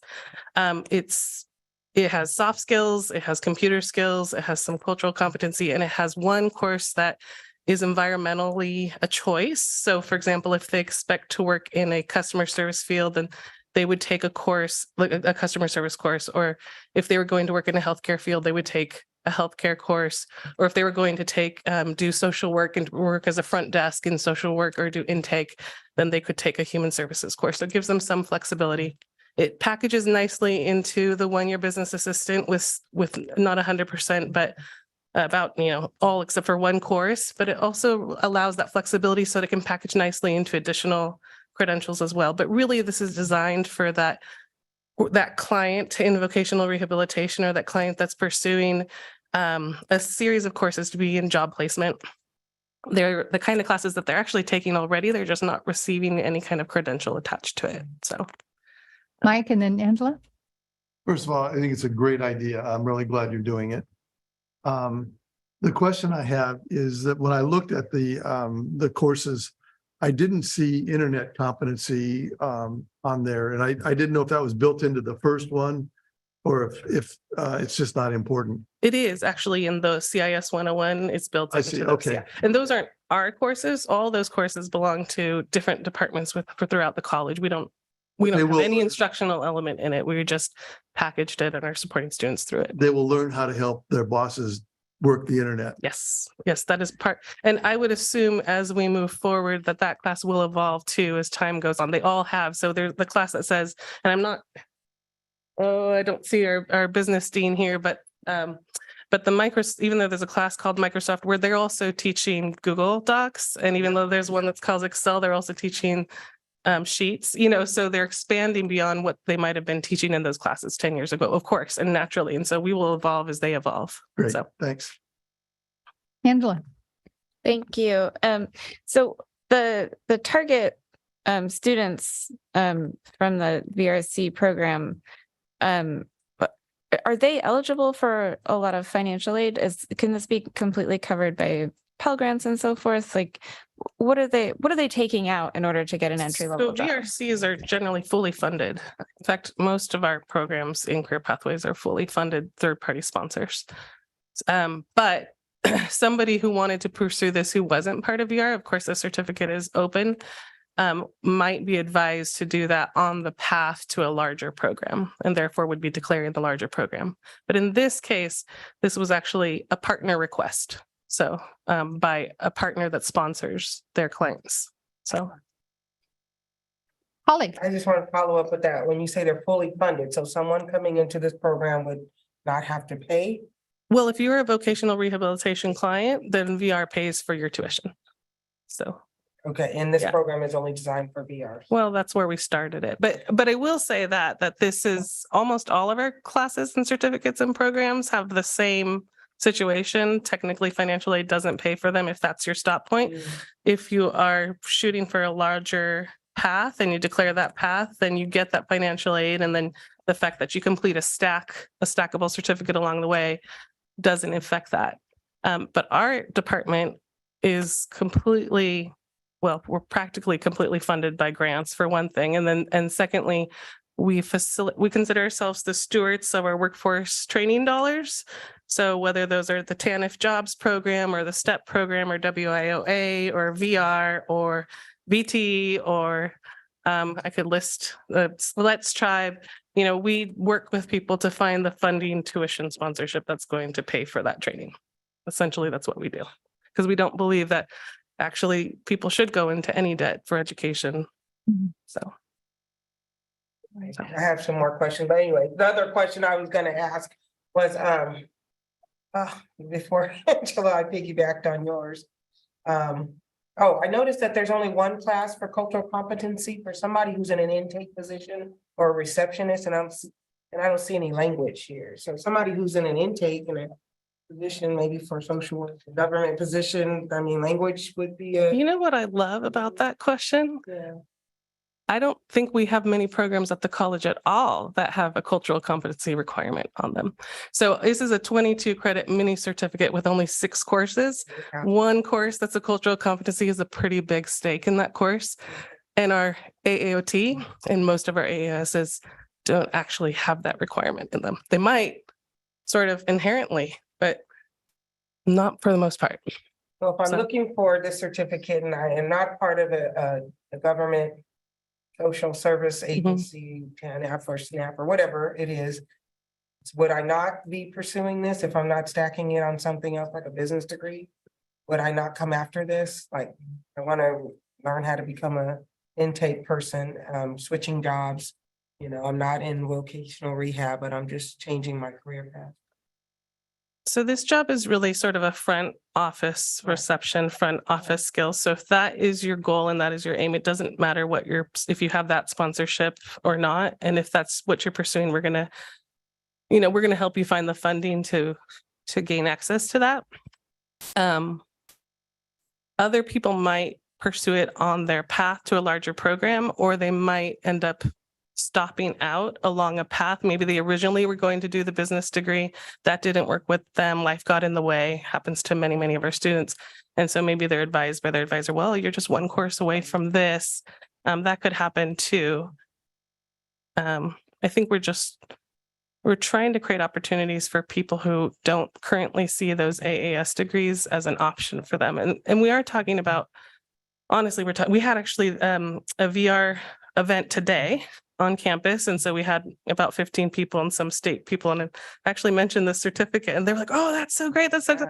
Which is kind of funny because usually I say this in different places. It's not like an exciting drone program or robotics program, but they are really excited about it because they don't have a lot of options in Lane County to send their clients to. They don't.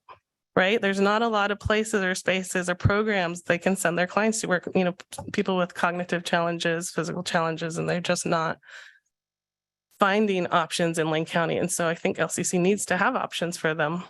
And this is again coming from a statewide grant where we're supposed to be creating options for them. Sounds like a great program. Thank you. Mhm. And I particularly love the cultural competency question because it gave me an opportunity to say, hey, we did something that's actually not done. So Still think the language thing would be. what was the language thing? Well, I mean, if you're thinking about, if you walk into a social service office, and you're an intake specialist, but language might be, barrier to do that work. I mean, I guess that doesn't have to be required that you speak another language, but. Oh, that you speak another language. Oh, yeah. Population growth here, I mean. Mhm.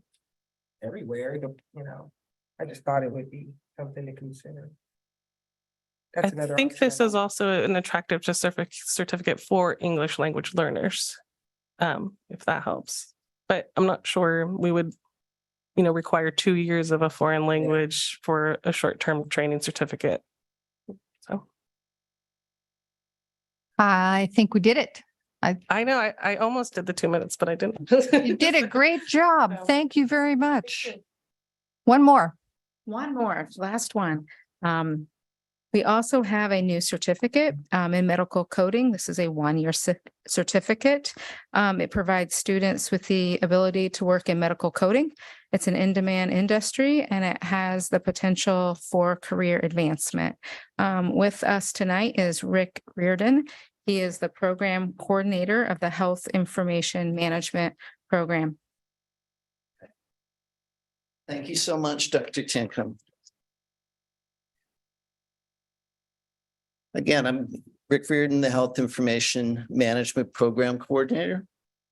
And before I explain some of the changes in our curriculum, I have a question for all of you.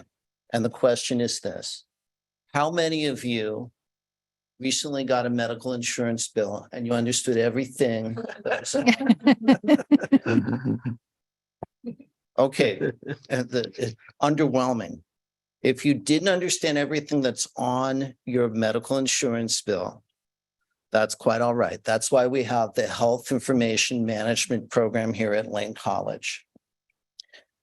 We're going to be increasing the number of credits and make the medical coding certificate a stackable certificate so students can transition into medical record coding in physician offices while they're working towards an applied associate's of science degree. The certificate with the increase will now be eligible for financial aid.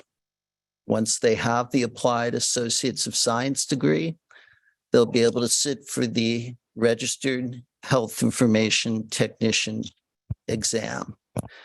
Once they've passed this exam, they're eligible for other more lucrative careers in health information management, including such things as hospital coding, data security, privacy, registries, clinical documentation improvement, and others.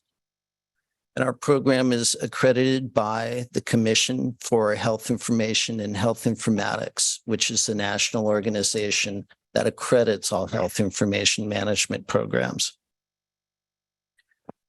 You've been given an attachment in the board agenda that lists in a finer level of detail some of the curriculum changes and the additional content that we'll be having.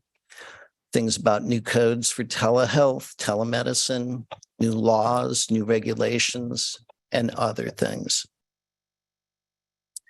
Our program's fully online, so students will be able to attend classes and earn their degree and certificate with minimal disruption to their personal and professional lives. And because this is one of Lane's CTE programs, the Health Information Management degree will support students in acquiring skills, and our professional practice experience through the co-op will ease that classroom to work transition. And before I take any questions, real benefit to Lane community is that we're going to be transforming LCC students into qualified graduates who can go on and work in the field of health information, better serve the community of Lane County and beyond, as more and more of our jobs are going remote. So it's not uncommon in health information. People are working all over the place. And that's all I have to say. Glad to take any of your questions. Angela and then Mike. I'm Lisa. Oh, sorry, I missed you. Thank you for the presentation. I was wondering, does this certificate prepare students to sit for the CPC exam so they can get credentialed as through APC? When you say CPC, and this is one of the learning curves at Lane, I was talking CPCs, which is Certified Professional Coders. And here at Lane, we think of CPC and we think of Rosa. right? Or we think of career pathways and other things. The CPC is more of the outpatient. It covers the same curriculum. It's a different body than a HEMA for the RHIT exam. So they do similar, but not the same things. It's a different credential, if you will. Mike? You mentioned that it's an online program. Is there in-class possibility or is it only online? As it stands right now, it's only online. They do get hands-on experience when they do their co-op. Mm-hmm. And I imagine a lot of them, their work will be online anyway, so they're probably wouldn't be surprised to have an online coursework. Absolutely, Mike. In fact, a lot of people are asking for these types of online co-op experiences. And that's something that I haven't gotten totally on top of yet, but it's coming. Thanks. Lisa? So you mentioned that it's stackable, and so they can be working while they're continuing to pursue more education and more certification. And so I was curious what that looks like in terms of classes are in the evening, synchronous, asynchronous. Obviously they're online, but then how are you also connecting them with community partners? You mentioned a co-op. Do you work with industry, those types of things? I'm wondering like what it kind of looks like. What it looks like in terms of the online component is it's asynchronous online. So the module would open up, they complete everything during the week, they take a weekly quiz, and they move on. We're available by office hours. I'm here on campus most days during the week. Many of our students live in the area. Some of them live beyond, outside of Eugene, Springfield. And I do work with community partners, local hospitals, medical offices, and we're trying to get something started with Kaiser Permanente, which is growing and established here in Oregon as well. Great, thanks. Sure thing. Steve? Thanks for the presentation. So I'm really interested in these new online programs. We have several of them that, folks have come to the board to share the information about new programs that are, and there's a significant number that are online. And I'm thinking about that in context with the presentation we just had about our fiscal condition, right? We need to try and increase the number of students without increasing, cost too much. And there's some capacity there in terms of our physical space. We haven't really talked about the capacity, of our online space. I'm assuming it's just sort of very different environment. So I'm hoping you can give me some sense of like, what is the student faculty ratio, or what's an appropriate student faculty ratio for your program? I can give you an opinion based on my experience. I've taught online classes that have been as large as 65. That is too much. Grading things for 65 students online, I'm ready to go to the medical office myself. So 65 is too many. I would say 30 is optimal. How many faculty are involved in the program? How many different faculty do students encounter through the course of the? To be an accredited program, we need 2 full-timers. We do have part-time adjuncts as well as needed. Okay, so this is a place. So we were told, an appropriate faculty to student ratio, sort of college-wide, so not program specific. Of course, these things change. Is something like 22-1. That's what we were told. But we're also being told that an online program could potentially accommodate significantly more. 65 is too many. I got that, but 28 or 30 or something, perhaps not. It is workable. I would say the 22 I'd be really, really happy with. And some of it depends on the course. If you're teaching like an online medical terminology, that's, basically memorization. If it's something with more hands-on work, more intricate, more demanding, higher Bloom's level, you may not want to go to 30. Last question. And Sure. I feel bad asking all like very financially oriented questions. Don't be. I hear them all the time. I just want to be clear that that's not the only thing that matters, not by a long shot. And at the same time, we're in a hole, and we've got to be thinking, we got to be thinking strategically. We need to be funding programs whose cost are, we can bear, and hopefully that contribute to our margin. So it would be useful for me in general, not just for this program, but for others, to have some sense of what the cost per student is for these programs, all of them as they come in, right? We know nursing, for example, is very expensive, and we're going to keep it, right? Where there's no reason we would jettison that. There's lots of good reasons to keep it, but it's useful to have a sense. So I would just ask you to consider including that in the materials. Oh, that's a great point. I don't have that. I think the next time we look at doing these different types of things, it's a great item to include. Yeah. Thank you. I think we did it. Thank you so much. Very good. Thanks for having me. Yep. Thank you. We're moving on now to OCC policy updates. Yes, I'd like to ask Brett Roulette to come to the podium. Brett is pinch hitting for Mike Blade with respect to the policies. And so I'll turn it over to Brett now. Lucky you, Brett. Good evening. Saving the best for last. Policy review. Michael's given me 4 policies to bring to you this evening for review. All 4 are policies that you've previously approved, and just Michael's presenting minor changes to each of them. The first one, Board Policy 630, harassment, was approved by the board in June of 2019, and last year was brought before you as well. And the board decided at the time to keep this harassment policy, as well as adopting a couple other OCCA policies that we'll get to in a moment.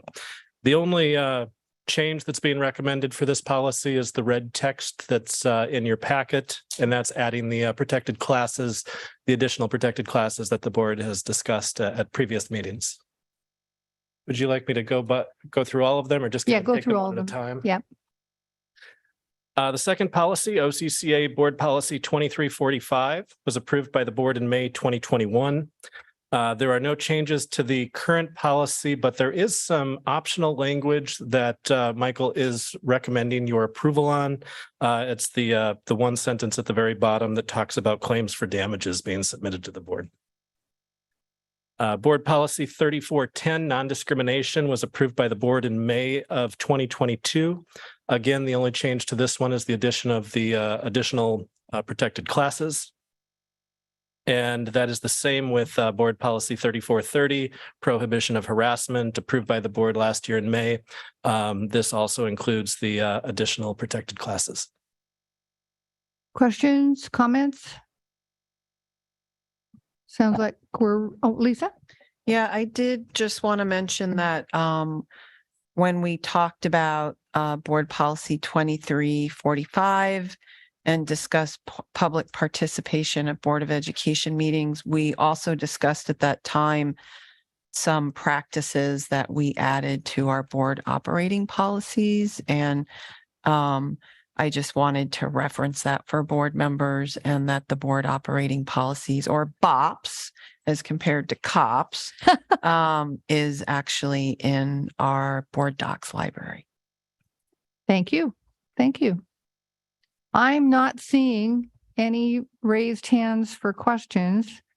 So I think we're ready to put those proposed policy changes in our consent calendar. We have so much time left. And you did it in record time. I did have And the one- board appreciates all of it. Lisa? Not for him, actually, but you could stay and maybe you'll answer it. I don't know. I just was curious.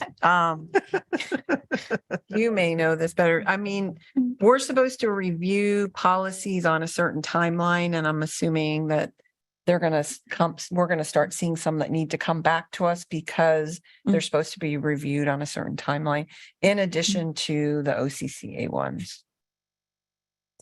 Yes, Mike would be better to answer the question related to some specifics about when the policies will come back to the board that you've seen before.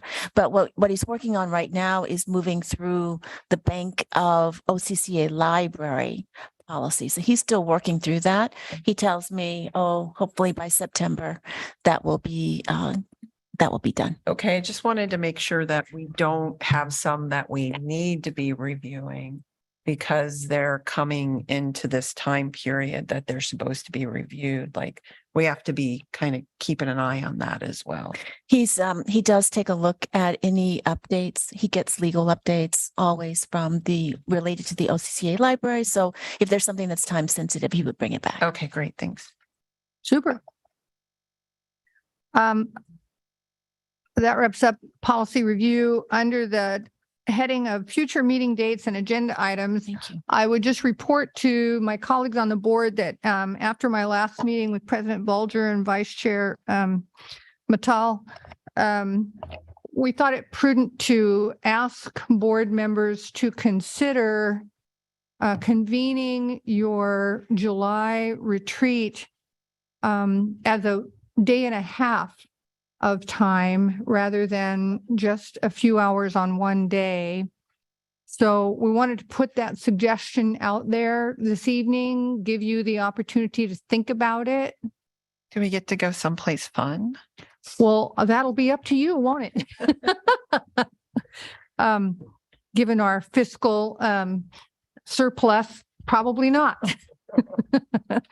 So you may, board members may want to contemplate that and, think about like a Friday afternoon and evening and then Saturday all day kind of time. There will be 3 new members of the board. You have still a relatively young new president. And so the opportunity to spend some real quality time together would probably be in order. So we'll cycle back and ask you to give us your approval or thumbs down, whatever is your pleasure, at our next meeting. And Chair Pryor, we do have a date that we're holding for the retreat. So it would be that Friday as well. Celia, what is that date again? The 15th, I think, is Was the 22nd. 22nd. I better change it. Yeah. So you all should have July 22nd on your calendars for sure. Could I actually ask that we get a calendar invite for that date? Okay. Thank you. Consider it done. Any other questions or items? Are we not having any board meetings anywhere else? I'm sorry? Are we going to be remote on any other board meeting? Because on the 19th, for some reason, I don't know why I have Florence.